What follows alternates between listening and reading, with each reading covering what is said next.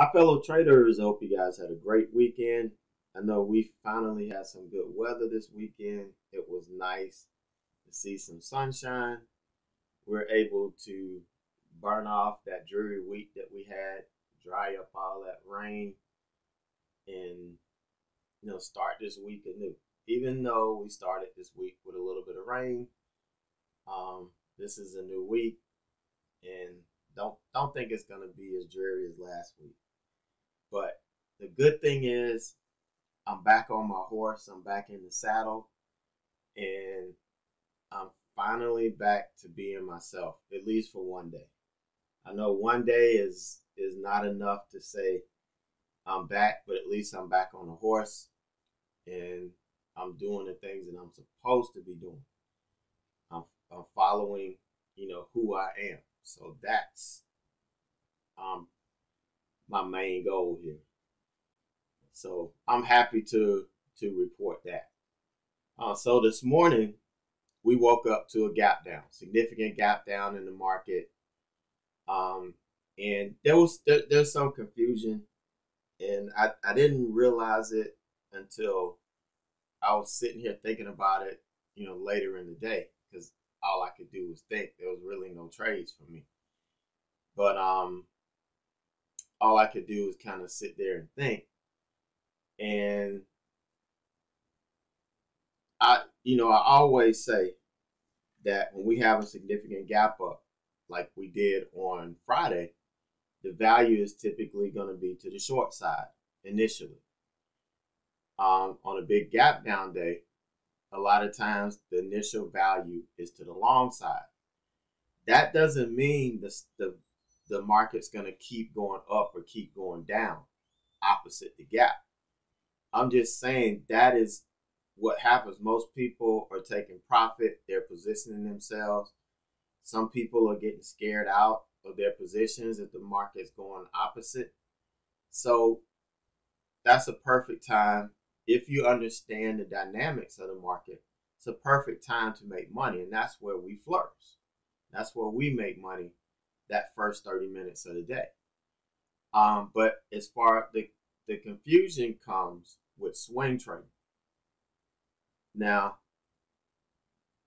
swing trading, we're not looking for small intraday moves. We're looking for larger moves over the course of several days. We're taking technical setups, and we're looking to gain 8 to 10% over 2 to 5 days. Sometimes it takes 2 weeks, but we don't really like that. But we want to take advantage of these short-term swings. So what I say with swings is if the market gaps down, the initial value may be to the upside. But guess what? Most stocks are not triggering if the market's gapping down. Every now and then you get a couple of stocks that trigger. I think Hilton off the watch list today triggered long. You're going to have stocks that are going to have their own fundamental catalyst that's going to take it against the market. That's okay. But when you see stocks on our watch list, the market's gapping down, the stocks are not opening where they're supposed to, they're not triggering, we don't trade it. We don't sit there and wait until it gets to a trigger and get in. It has to trigger at the open or else it's not triggering at all. That's the rule. Now, if you want to change the rules and do it your way, that's fine. But the rules based on the strategies that I teach and how I do it, if it doesn't trigger at the open, you don't take the trade. Because 9 times out of 10, you will probably get stopped out the first day. Unless the market recovers, which the market didn't do today, then you may be in a better position. All right, but if you have a stock that has its own fundamental catalyst like earnings, or something like that, that's different. That's going to move it opposite the market. You're going to have a better opportunity. All right, so today, initially, I was looking for potential long trades, opening range breakouts, the first part of the morning. and then potentially the market reverses and come back down. That's what I was looking to take advantage of. Okay, so just wanted to explain that. But you see how we still pretty much hanging to this channel. We did gap down today, but I did say we're holding the 20. If we hold the 20 all day, we probably aren't going anywhere. But we didn't make any gains either. It did push up to about red to green, and then we fell all the way back down. We're still in a situation where I would not take any swing trades right now unless the market gets out of this channel, or I find a good solid fundamental setup, a stock that's coming in the earnings the next 2 or 3 days that we can probably get 8 to 10% out of before it reports earnings. Other than that, it's not smart. We're in that channel. This could be phase 3 that we're in. And you know, in phase 3, we don't take swings. If it pulls back, we're in phase 4. Phase 4, we don't take long swings. Phase 4 is for people who are looking to short and take the short swings. So we have to be patient. That's what makes swing trading work so well, is being patient and waiting for the right time to take advantage of these moves. That's what's worked for me, all that you've seen over the last several years. Just last year, I started tracking it for you because y'all asked me to track it. We wanted to see it. And you see it. And, you know, you have to trust me. If you don't trust me, you shouldn't be here learning from me. But I'm not going to steer you down the wrong path. All right, so let's take a look at today. Again, I was looking for the long trades initially.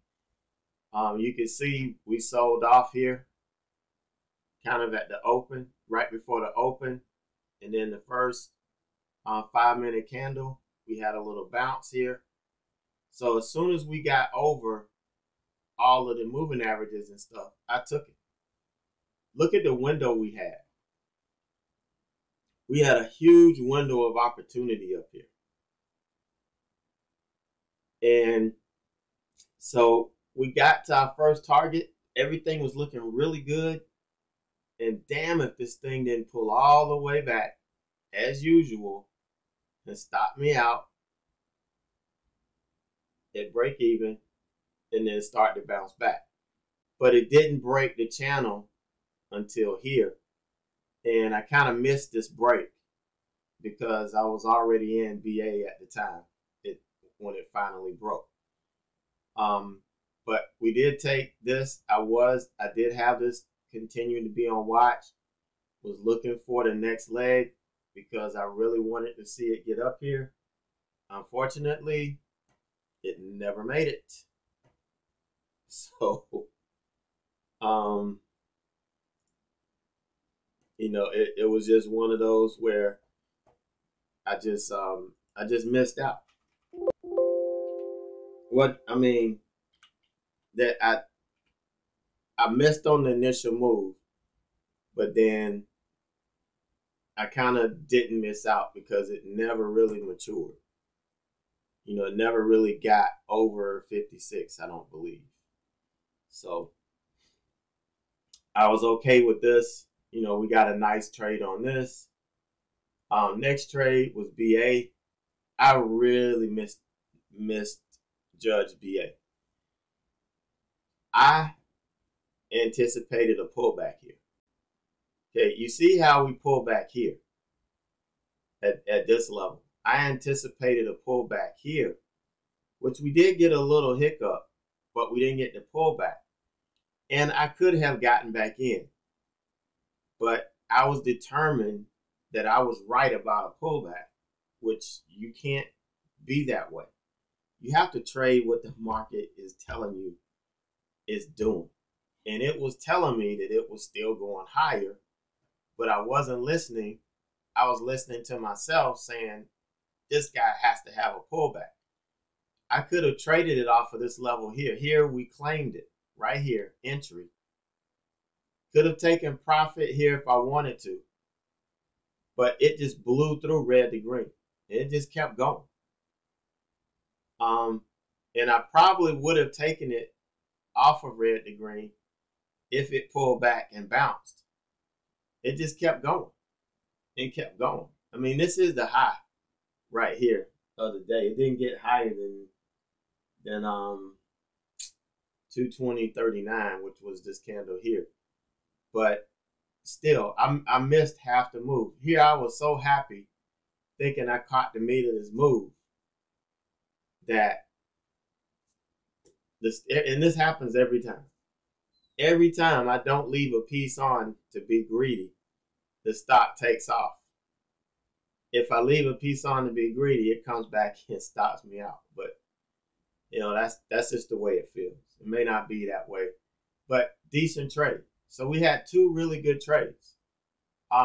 This one was another opening range trade, but I had to wait for it to break the 200. We had broken over it. We had pulled back, and I'm buying it off the 200.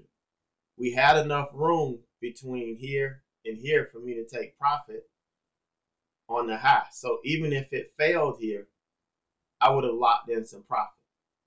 But it didn't. It kept pushing. It did, you know, fumble around here for a while, but it did push up and hit my target. So that was a really good trade. And if you noticed these last two trades, I didn't bail out at the first sign of trouble. You know, I let the trade work. I wasn't worried about losing or making a losing trade or anything. I was worried about sticking to my plan because that's practicing what I preach. And so that was that. The last trade we took, RCL, reversal. Now, what I was looking for out of this was we were looking for a level of resistance to reverse off of. This was a 52-week high. So what I did was I looked at the daily chart. And what I saw was this was running into the ascending resistance. And that's what I was telling you guys. It's running into ascending resistance. This thing should pull back. It should pull back. You know, somebody was fighting it, but, you know, it should have pulled back. Whenever we hit that type of resistance on the daily chart, even if it eventually goes higher, we typically get a pullback.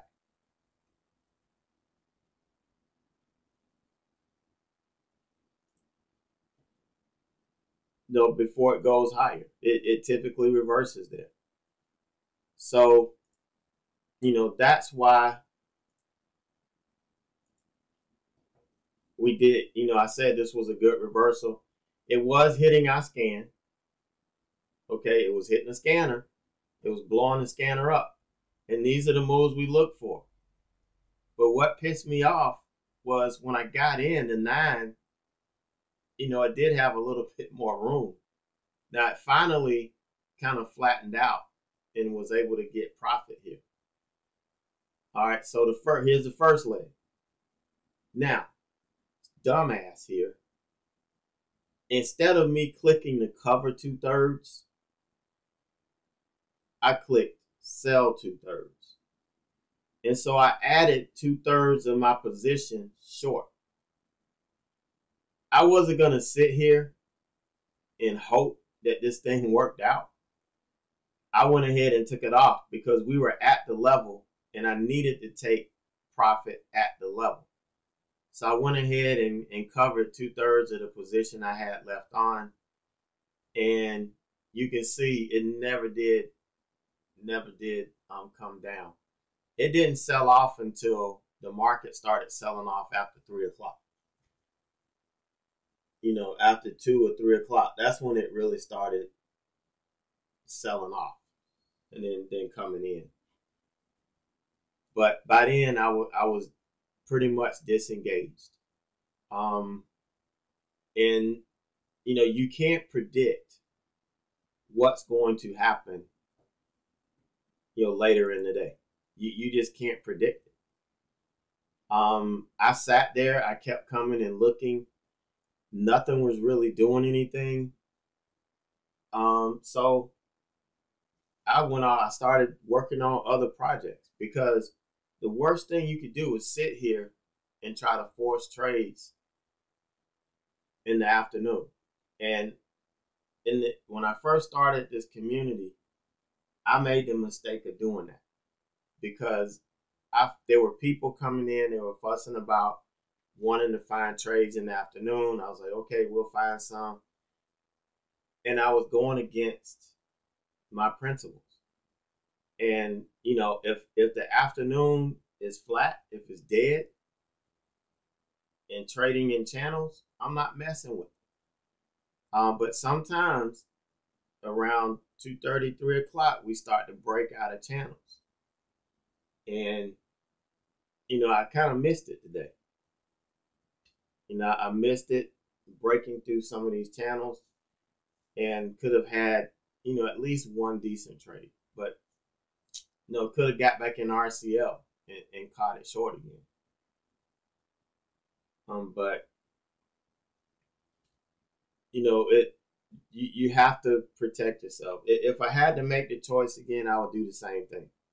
I would not sit here and try to, because the longer you sit here and watch the charts, the easier it's going to be for something to fool you into taking the trade. So, still had a really good day, really good way to start the week, 8:30:59. Hell, if I did 5 days like this a week, in a small account, I'd be jumping for joy. Anybody would be jumping for joy. Let's say we do $825 5 days a week. That's over $4,000 for the week. I would be extremely happy. But is what it is, man.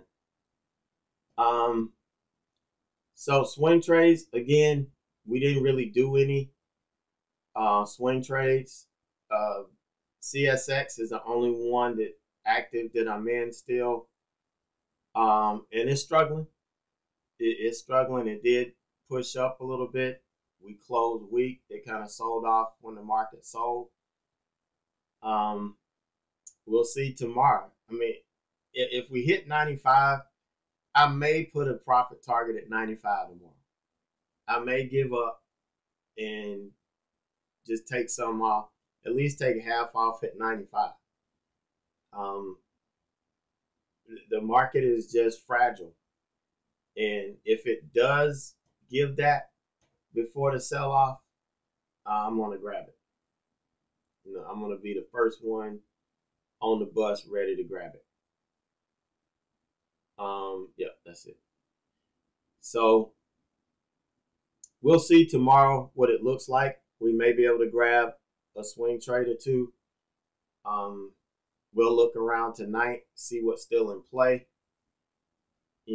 I'll have the tweets out, before the open tomorrow. If I can't do it tonight, it'll be in the morning before the open. So you guys will get the trade plans and, what to look for. It'll be a lot narrower than what we see now. We had a big watch list this week, but it's for the whole week. So some are going to fall off. Some stocks are going to roll over and get crushed. And there may be 2 or 3 out of the whole bunch that, offers good trading. So I think Hilton was the one today that, Let me take a look at it. HLT. Oh yeah. Damn. It hit the top. Look at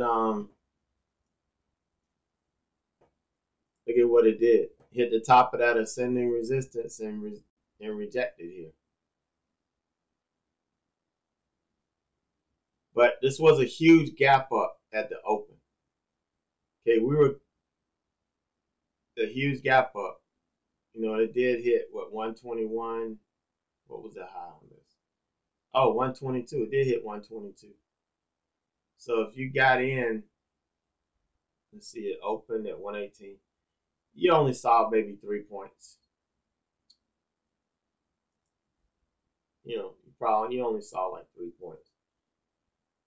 But maybe this thing will get some legs and push tomorrow. But Hilton is the only one that I know of. It might have been another one or two that did good, but for the most part, everything was hurting with the market.